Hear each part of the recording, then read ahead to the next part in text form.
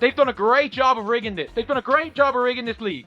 The league, they're not even being subtle. They're not even being subtle. Oh my God, this is embarrassing. This is embarrassing. If it wasn't already Indiana Fever versus the world this season, their latest clash with the reigning champion New York Liberty made it crystal clear. The matchup had everything. Superstars, playoff-level intensity, a sold-out crowd in Indianapolis, and national TV coverage. Many fans saw it as a potential WNBA Finals preview, featuring two of the league's most electric teams. It should have been a shining moment for the league.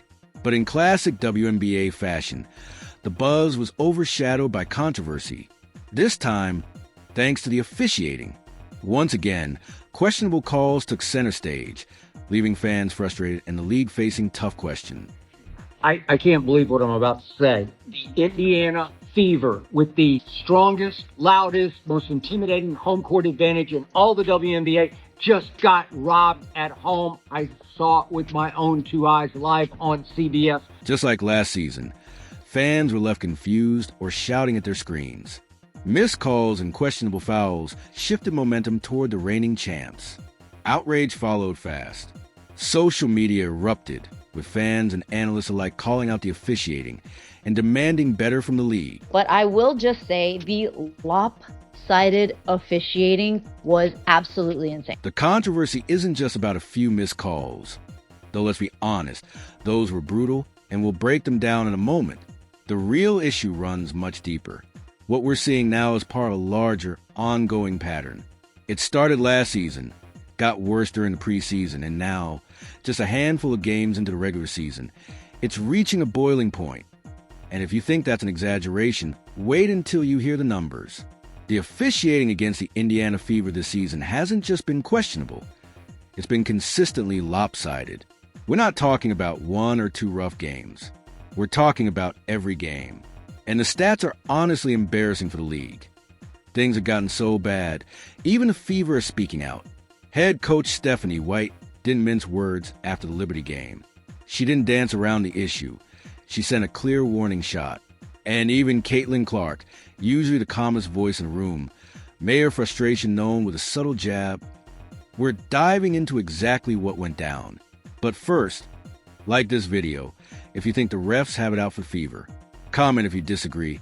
And don't forget to subscribe. This is another year and another case of WNBA referees dropping the ball, not making the right calls when it comes to Caitlin Clark. What we're about to break down, and what has fans, analysts, and even players fired up, isn't just a bad night officiating. It's a long, frustrating, and borderline dangerous pattern that traces back to last season. From the moment Caitlin Clark stepped onto a WNBA court, it was clear she was going to be treated differently. The physicality intensified. Opponents took extra liberties. And the refs? They stayed silent. The whistles just weren't coming. It started early and hasn't let up. There were moments last year where Caitlin looked visibly shaken. And who could blame her? I feel like I'm getting hammered. I don't know. I appreciate Christy getting a tech too. I don't know. And then came the Kennedy Carter incident. The hit heard around the league. Caitlin Clark was blatantly blindsided off the ball in what was clearly a frustration foul. And the refs? They called it a common foul, not a flagrant. For many fans, that was a breaking point. If that didn't warrant an upgrade in real time, what would? Even more frustrating, the questionable officiating didn't end there. The missed calls and lack of protection followed Caitlin straight into the playoffs, raising even more eyebrows across the league. Like, even in the playoffs last year, do we not remember when Caitlin Clark is shooting a layup and she's in the air and Marina Mabry submits a block, a hit on the arm, a blocking foul, like a whatever hit on the arm foul, everything. She just comes late and is like, Caitlin's not getting a layup. Jumps sideways into her, takes her arms out, knocks Caitlin on the ground, and then stops because she knows she's fouled, and the referees are like, play on, play on. Honestly, there are too many examples to fit into one video.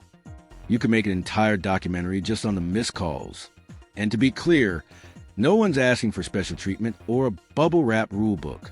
Players are always going to go hard at Caitlin Clark because she's Caitlin Clark. She's the best player on the floor most nights, and that naturally puts a target on her back. Physical play is part of the game, and hard fouls happen. That's not the issue. The real problem is the lack of consistency. The Fever consistently get the short end of the whistle, and things didn't improve in the preseason either. It is kind of interesting that Caitlin Clark hasn't been to the free throw line at all. Caitlin Clark wasn't getting to the line at all. 0 free throws. And it wasn't because she wasn't getting fouled. The refs were simply ignoring it. In just the first few games, the pattern was obvious. Clark drives, takes clear contact, gets hacked, and nothing. No whistle, no call. Eventually, the frustration boiled over. You could see it in her body language, and you could feel it when she picked up a tech just for pointing it out.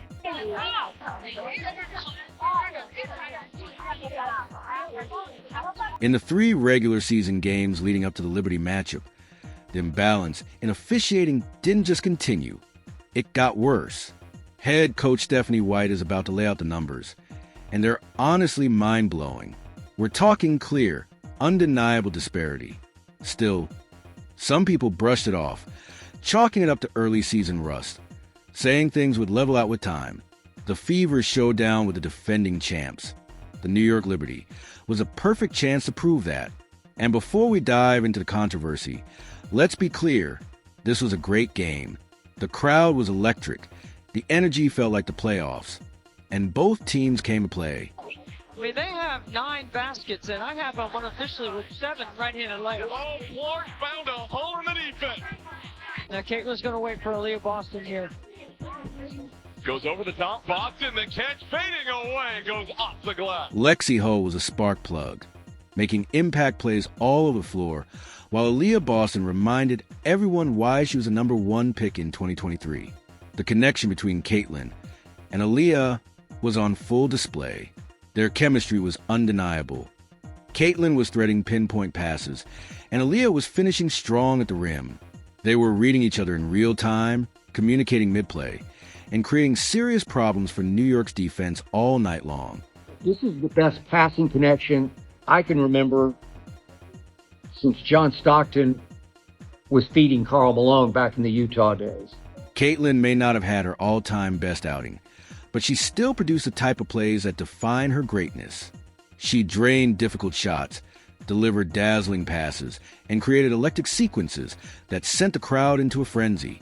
Even on a night that wasn't her sharpest statistically, her presence was undeniable. She left her imprint on nearly every aspect of the game. That's the difference between a star and a superstar. Finding ways to shine, even when the numbers don't tell the whole story.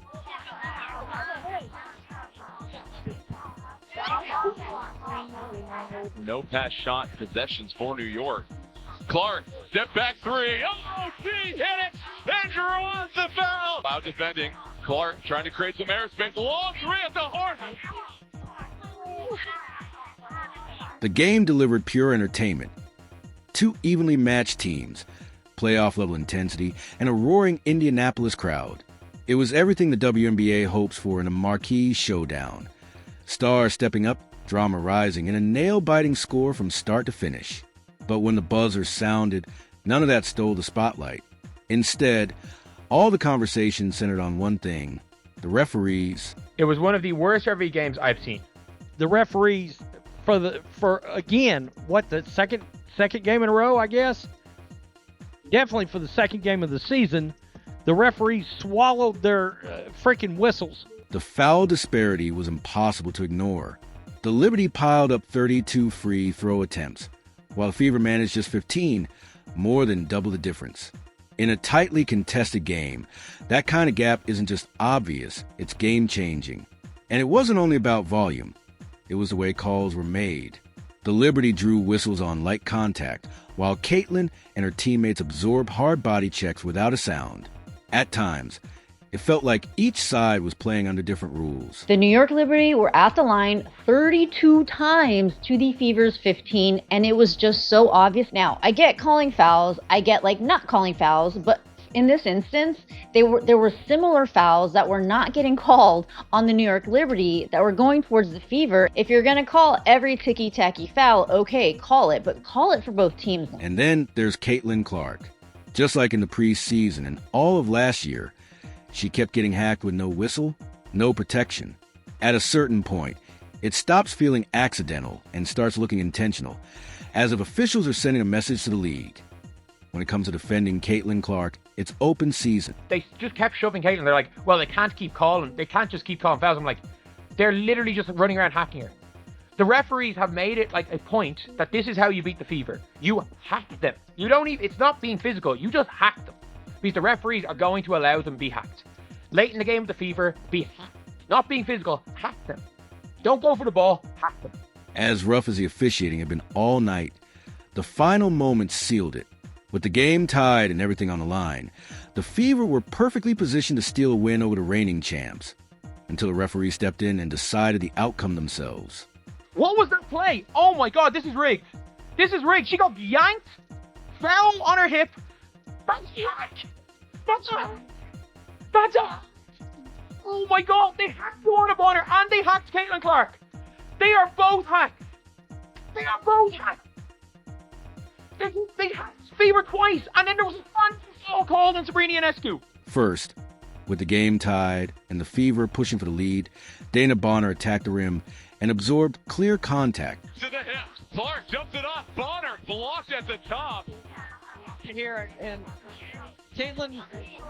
There was heavy body contact, exactly the kind that usually draws a whistle, but nothing came. Then came the phantom foul. Lexi Hall played flawless defense on Sabrina Ionescu, never initiating contact, yet 2 free throws were handed out. It was a crushing blow. Worse still, the officials weren't finished. The final possession brought the most damaging call of them all.